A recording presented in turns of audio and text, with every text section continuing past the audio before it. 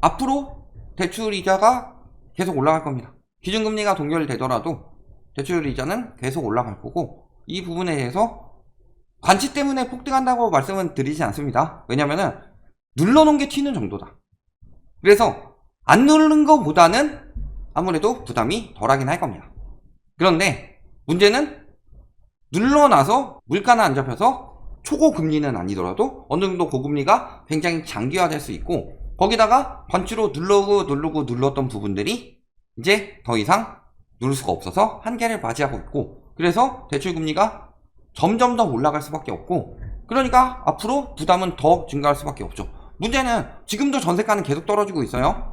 대부분 매매가 같은 경우는 정책대출로 어느 정도 메꿨는데, 전세대출 같은 경우는 손실 이득이 없으니까 금리가 싸면 들어가고 금리가 비싸면 안 들어가죠. 근데 아직도 금리가 비싸기 때문에 전세 가격이 떨어지고 있는 상황인데, 여기서 금리마저 다시 튄다. 그러면 역전세는 앞으로 장기화 될 수밖에 없다는 거죠.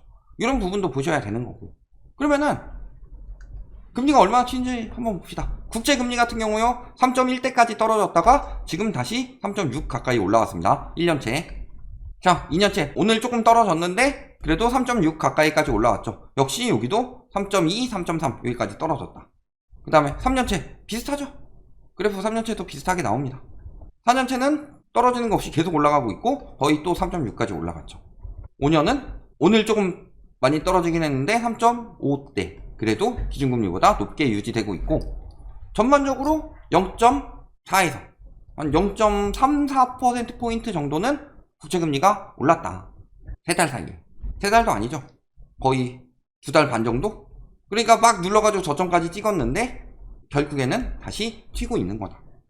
그러니까 국채금리가 올라간다. 자, 국채금리는 국가가 빌린 돈이에요. 그러면은 국가가 부담이 커져가지고 더 많은 이자를 내줘야 돼요. 근데 국채 빌려가지고 어떻게 해요? 돈을 풀거나 아니면은 은행에다가 유동성을 집어넣죠. 그러면은 은행에서는 그거를 공짜로 받느냐? 은행도 공짜로 받진 않죠. 환매 조건부 채권이라고 코로나 때 돈을 풀어야 되는데 돈을 너무 많이 풀면은 부작용이 생길까봐 시행했던 것들이 있죠. 그래서 환매 조건부 채권이라고 RP라고 하는데, 이게 뭐였냐? 국가에서 시중에 돈이 너무 안 들어요? 그러니까 시중에 돈을 넣는데 어디에 넣어요? 은행에 돈을 넣어주죠.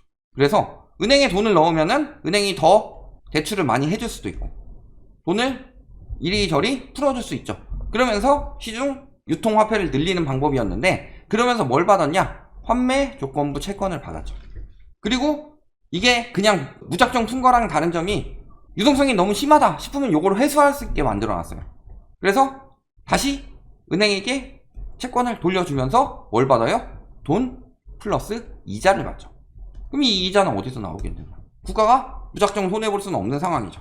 그러니까 그 이자 자체, 국가에서 그 은행을 통해서 자금을 풀 때 국채금리가 영향을 받기 때문에 국채금리가 올라가면은 은행의 자금 조달 비용에 어느 정도 영향을 주죠.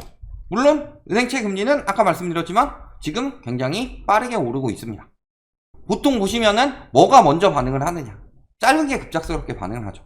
짧은 게 먼저 반응하고 천천히 따라가는 형국이다. 이런 상황인 거고, 이게 상황이 굉장히 심각해질 경우는 짧은 게 너무 빨리 반응을 해서 장단기 금리 역전이 나오게 되는 거고, 그런 시기는 굉장히 위험하다라고 이야기를 하고 있는데, 보시면은 장단기 금리 차가 많이 줄었습니다. 이때 0.38%포인트였다면 지금은 0.24%포인트다. 굉장히 빨리 줄고 있어요. 은행채 금리, 금융채 금리가 굉장히 빨리 올라가고 있고 장단기 금리 차가 굉장히 빠르게 줄어들고 있다. 은행채 금리가 앞으로도 더 올라갈 것 같죠? 앞으로도 더 올라갈 상황이다. 왜냐? 보시면은 은행채 규제를 풀어줬습니다. 그러니까 작년에 은행채를 아예 막았어요. 그래서 5대 은행 채권 발행이 11월에 보시면 1,000억이에요. 1,000억. 그래서 뭐 다른 특수은행 같은 경우 채권을 많이 발행하더라도 5대 은행은 거의 발행을 하지 않았다. 왜냐면 금융당국에서 하지 말라고 그래요. 금융당국의 채권 발행 자제령에 주요 시중은행이 채권 발행을 사실상 멈췄었다. 은행채 자체를 발행을 거의 못하게 만들었어요. 근데 은행 입장에서는 어때요? 발행은 못하더라도요, 갚아야 될 돈은 계속 생겨요. 갚아야 될 은행채, 만기가 도래하는 은행채는 계속 있었습니다. 여기에다가 정부에서 대출금리를 누르는데 대출금리 눌러도 결국엔 다시 튈 수밖에 없죠. 왜냐면 자금 조달 비용이 계속 늘어나니까. 그 자금 조달 비용이 늘어나게 만드는 것 중에 하나가 예금금리였고, 그래서 예금금리를 눌렀죠. 그래서 지금 상황이 어떻게 됐어요? 예금 금액 많이 빠졌고요. 은행채도 오히려 순상한이 더 많이 늘어났죠. 그러니까 은행 입장에서는 자금이 많이 빠졌어요. 그런데 보시면은 은행채 순발행 전환 조짐이다. 왜냐면은 3월부터 은행채 발행 한도를 만기 보유 물량의 125%로 완화했다. 그 전에 100%였죠. 이거를 은행권에 전달을 했다.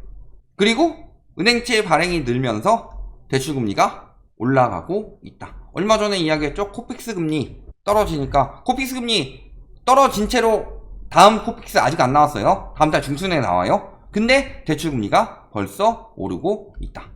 20일 만에 올랐다. 20일 전이면 코픽스 금리 떨어지기 전인데 올랐죠. 왜 올랐어요? 코픽스 중에서 신규 발행액이랑 그 다음에 단기 기준만 올랐지, 나머지는 다 잔액 기준이나 이런 거는 다 올랐고, 나머지 그 다음에 은행채 금리도 다 오르고, 국채금리도 다 오르고, CD금리, 콜금리 다 오르고 있으니까 은행에서는 당연히 자금 조달 비용이 계속 늘어나는데 대출은 언제까지 싸게 해줄 거예요? 은행은 자선사업체가 아니에요. 은행은 이익 집단이에요. 그래서 은행에 대해서 저희가 예전부터 계속 그 이야기를 했죠. 비 올 때 우산을 뺏어간다. 물론 비 안 올 때 우산 주면은 양산으로라도 쓰겠죠. 근데 비 올 때는 우산을 뺏어가요. 내가 써야 된다고. 이런 데가 은행이고, 그런데 은행에게 얼마나 많은 그 공공의 영역에 가치를 부여하려고 하고, 이건 잘못된 생각이고, 그 다음에 그거를 지금 정부에서 요구하면서 억지로 누르고 있는데요. 그러다가 은행 무너지면 어떡하려고. 지금도 예금이 왜 많이 빠졌어요? 대출금리 누르는 것까지는 오케이. 근데 예금금리를 누르니까 은행에서 자금이 빠져서 주식으로 흘러 들어갔어요. 거기서 주식 사기 같은 거 터져가지고 쪽쪽 빨아먹는 거고, 그러도록 만든 거고, 그 다음에 예금금리가 떨어지니까 은행에 저금할 이유가 사라지죠. 그러니까 은행에서는 자금량은 계속 떨어지는 거예요. 그런데 6월에 뭐가 있어요? 유동성 커버리지 연장이 종료가 됩니다. 그래서 지금 예대율 등 규제 완화 연장, 3월에 원래 3월까지였는데 3개월 더 연장했죠. 어떤 거? 예대율, 그 다음에 퇴직연금 차입 한도, 그 다음에 여전체 편입 한도, 그 다음에 원화 유동성과 부동산 프로젝트 파이낸싱 지급 한도 등, 여기에 유동성 커버리지 비율, 이런 것들도 들어갔었죠. 그래서 이게 6월부터 커질 수밖에 없다. 왜? 유동성 커버리지 비율을 100%에서 92.5%로 완화했는데 7월부터 95%로 또 올리면서 점차 정상화할 계획이다. 근데 유동성 커버리지 비율 자체 어렵게 생각하지 말고요. 은행이 더 많은 돈을 확보해가지고 위험한 걸 대비해야 된다. 이게 유동성 커버리지 비율이죠. 물론 지금도 95%가 되냐 안 되냐, 95%는 넘을 거예요. 이미 다 100%는 웬만하면 넘기려고 하죠. 그런데 더 안전하게 자금을 모아둬야 되겠죠. 지금 같은 상황에서. 그러니까 은행에서는 자금을 확보하기 위해서, 근데 예금금리를 못 올리게 만들어놨어요. 눌러놨어요. 그러니까 채권을 통해서 확보를 하는 거고, 그래서 채권을 통해서 확보를 해서 채권 발행이 늘어나게 되면은 당연히 예금금리도 올라갈 수밖에 없게 되는 거다. 그래서 은행채 발행이 늘어나니까 기준금리 동결에도 대출금리 올라간다. 아까랑 똑같은 기사인데요. 보시면은 단기 자금시장 금리 상승과 유동성 커버리지 비율 규제 유예 완료가 은행채 발행 증가에 영향을 미쳤다. 이런 상황이 흘러가고 있는 거고, 여기에 지금 예금금리도 다시 올라가고 있죠. 저축은행 같은 경우 지금 슬금슬금 올라가고 있는데 지난해 말보다 1.1%포인트 급등했고요. 고정이하 여신 비율이 뭐예요? 빚 못 갚는 사람들 3개월 이상 위험한 연체가 많이 늘어났다는 소리죠. 연체율도 5% 웃돌고 있고, 그러니까 적자 기록하고 있고요. 그럼 자금을 확보해야 돼요. 자금을 확보하려면은, 근데 은행 같은 경우 은행채 발행하는데 저축은행채들을 누가 얼마나 사겠느냐. 그렇다고 해서 예금이 기본적으로 많이 들어오느냐, 기본적으로 많이 들어오지 않고 가뜩이나 미국에서 뱅크런 터져가지고 돈 더 없죠. 그러면은 방법은 하나밖에 없어요. 이자 더 주는 거. 그래야지 사람들이 들어오지. 근데 문제는 4대 은행도 5대 은행도 지금 보시면 일부 금융사들이 4%대 예금 상품을 출시를 하고 있다. 은행채 발행하는 걸로 부족하다는 거죠. 그래서 신한은행이나 우리은행 이런 데서 보시면은 연 5.5% 금리를 제공하는 적금들을 내놓고 있다. 지금 1금융권에서도 금리를 올리고 있다. 그만큼 지금 은행채를 발행을 늘려줬음에도 불구하고 예금금리를 올려서 자금을 확보하려고 하고 있다. 그게 어떤 상황이냐. 은행이 지금 돈을 더 필요로 하고 있는 상황이다. 그런데도 계속 금리는 뭐 코픽스 신규 취급액 기준 코픽스 금리가 많이 떨어졌으니까 금리는 무조건 떨어진다. 언론이 얼마나 본인한테 유리한 장면만 찍어서 보여주느냐. 또 미국도 금리 올린답니다. 72.2까지 올라갔다가 지금은 좀 떨어져서 65.3%인데 그래도 65.3%가 금리 인상 전망을 하고 있어요. 금리 인상 가능성이 굉장히 높다는 소리죠. 거의 한다고 봐야 된다. 6월에. 왜? 미국의 근원 PCE 발표를 봤더니 예상치보다 한참 높게 나왔다. 근데 예상치보다 한참 높게 나왔는데 지금 미국에서 금리 인상을 저지할 만한 요소는 이제 하나 남았어요. 뱅크론 또 터지지 않을까. 그 외에 없죠. 왜? 백악관이랑 공화당이 원칙적으로 부채 한도 협상 끝냈고 그러니까 당장 미국 국가가 금리 때문에 문제 생길 거 없죠. 그 다음에 고용시장 괜찮죠. 경기 침체 물론 인플레이션 잡고 금리 높으니까 어느 정도 침체는 되더라도 이게 심각한 상황으로 번지지 않고 있죠. 그럼 미국에서 금리 인상 가능성이 굉장히 높아요. 그럼 한미 금리 차는 더 벌어질 건데 우리나라도 기준금리 인상 압박이 슬금슬금 들어올 텐데 그러니까 금통위 모든 위원들이 3.75까지는 더 올릴 수 있다라고 가능성을 열어뒀는데 만장일치로. 근데 주식 전문가라는 사람들 주식쟁이들만 그 얘기하고 있죠. 전문가가 아니죠. 그럼 주식쟁이들이지. 유리하게만 해석하려고 하니까. 여기 적자가구 아까 말씀드렸죠. 1분기 적자가구 비율이 26.7%입니다. 26.7% 100가구 중에서 26에서 7가구는 저축은커녕 손해만 계속 늘어나고 있는 가구다. 물론 당연히 최하위 계층인 1분위가 적자가구 비율이 가장 높겠죠. 5분위가 높을 가능성은 높지 않죠. 그런데 적자가구 비중이 지금 4분의 1을 넘어섰다는 거예요. 지난해 1분기보다 3.2%포인트 늘었다. 근데 문제는 금리가 4월까지 떨어졌어요. 채권금리가 4월까지 떨어졌죠. 그래서 영향을 받아서 5월까지 시중금리가 계속 어느 정도 떨어졌어요. 올해 내내 5월까지 시중금리가 계속 떨어졌는데 한계 가구가 늘어났다. 이게 뜻하는 바가 뭐예요? 뭐겠어요? 지금 가게들이 망해가고 있다는 소리지. 가게들이 저렇게 부담이 커졌어요. 연체율 늘어나죠. 그 다음에 아까 말씀드렸지만 개인회생 늘어났죠. 그 다음에 한계 가구, 적자 가구도 계속 늘어나고 있죠. 그쵸? 연체율 이렇게 많이 늘어나고.